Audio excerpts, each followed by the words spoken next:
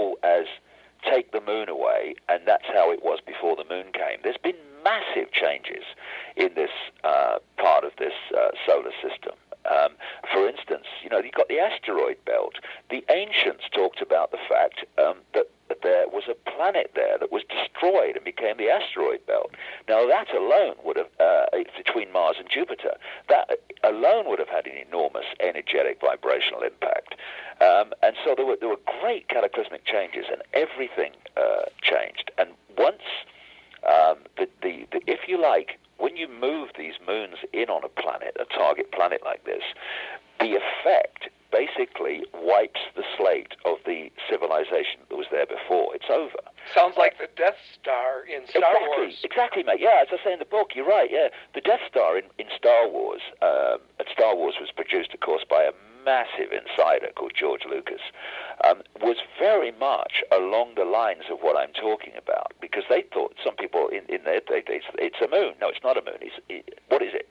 It's a construct. And of course, when the Earth would turn over because of the impact of the moon's influence, what would that cause? It would cause the most extraordinary tidal wave. And so all these pieces start to fit when you bring the moon in rather than have it there for virtually the same amount of time that the Earth's been here. But then it went on, and these pieces in the puzzle, these series of constant coincidences of information, led me to something else which absolutely supports your dream, what you saw, or not dream, but what you saw when you were young, because there is a broadcast signal of very many and various, I'm sure, which is constantly being broadcast to the Earth. And we are picking it up through, I would say, the reptilian brain at the back of the head.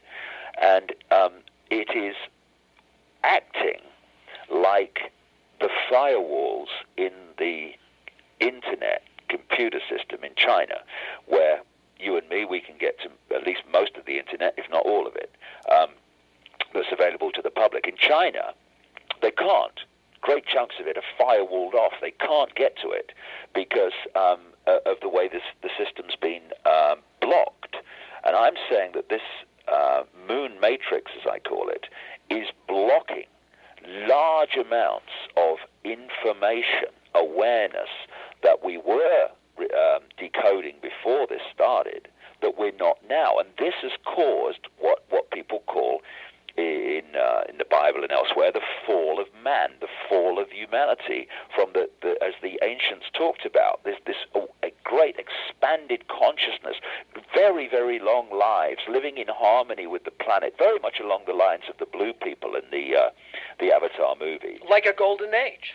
That's what they call it, don't they? They call it the Golden Age, exactly. And the Golden Age ended, I suggest very strongly, when the moon came and ended that civilization. Now, what these predators do is once they have cleaned the decks of the old civilization, the old society and way of doing things with all these great cataclysms caused by the moon coming in, then they begin the process, as everything settles down, of restructuring that society in line with what they want, which is to create a slave race to serve them. For a start, the moon does not have resources of its own. It has to live and exploit and parasite and feed off the target planets. They're parasiting off the Earth. That's what they're doing. Insiders have told me how ships are moving all the time between the moon and Earth, taking resources away. Well, I have to jump in quickly, and I don't want to interrupt it, but you sound like one of Carlos Castaneda's books when he talks to Don Juan, and Don Juan talks about the predators as well. Well, when I was writing this book, and I'd come across all this information I was putting together, I came across those quotes from Don Juan. He doesn't talk about the kind of detail that I'm talking about here, but what he says is absolutely spot on.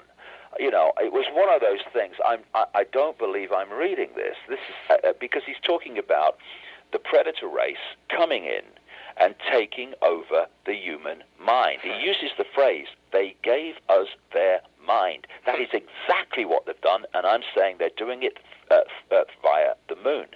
Because what I say in the book is that we are decoding photon information coming from the sun, just like a computer decodes the wireless internet. You know, I'm sitting in a hotel room here. It's got the wireless internet. I can't see it. It's just a room. It's in the unseen. But if I tune my computer to the internet, out of the unseen comes a worldwide collective reality that could be picked up in Africa, America, London, anywhere, apart from much of it in China, because of the firewall. And what I'm saying is that we were tuning in and decoding and therefore expressing a much wider band of information, knowledge, and therefore reality, what we call physical reality, holographic reality, I would say, then when the moon came in, it literally acts like a firewall, and it stops us not only decoding in terms of awareness, but actually seeing great chunks of this universe. And I came across a news story just a few weeks ago in the New Scientist magazine, which is real mainstream science magazine in England. And it said this, that when they switched in America from analog to digital television, it opened a whole band of frequency which astronomers could see for the first time galaxies in that frequency range. And as a result, they had a race against time to get all the information they could from that frequency range and what they could see in it before the television frequencies of the past were sold off to mobile phone companies and stuff, and that band was filled again. So let's just take a deep breath and think about that. Astronomers, therefore all of us, could not see galaxies, whole galaxies, in a frequency band because Americans were watching the television. Yeah. And for people in Europe, where we're still analog largely, yes, we still can't see those things. And then take that forward and multiply the technological potential by amazing amounts, because, of course, you don't construct something like the moon unless you are technologically light years ahead of us, where we are in the human world now. And think of the potential then for technology that would stop us seeing and perceiving in any way great chunks of information which we would normally be decoding. And what happens because this whole moon matrix, as I call it, is directed at the 5-sense body computer level of decoding.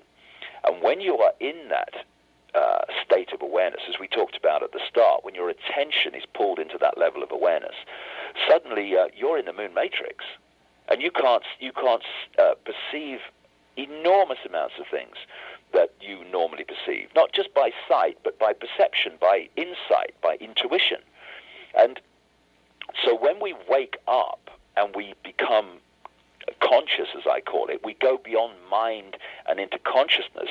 You go beyond the moon matrix because you're going beyond the vibrational walls of the hack, the firewall, and suddenly you see things that you couldn't see before, just like seeing galaxies they couldn't see before when the television system was switched, you know. So this moon matrix, and, you know, I spoke in New York last weekend, and I mentioned a movie, a John Carpenter movie. You will have heard of it, called They Live. Yes. Yeah, right. That's great. Well, when I'm in England or other European countries, I basically have to often, but it's not so much in England now, but often I have to explain about the movie. Well, I mentioned They Live in New York, and there was wild applause. So I thought, well, I don't have to say much about it. But when I first saw that in the 90s, I think it came out in the 80s, it hit me as being really, really important, profound, and telling me something that I really needed to look at. Now I've come across what I call the moon matrix. It's taken on even greater proportions of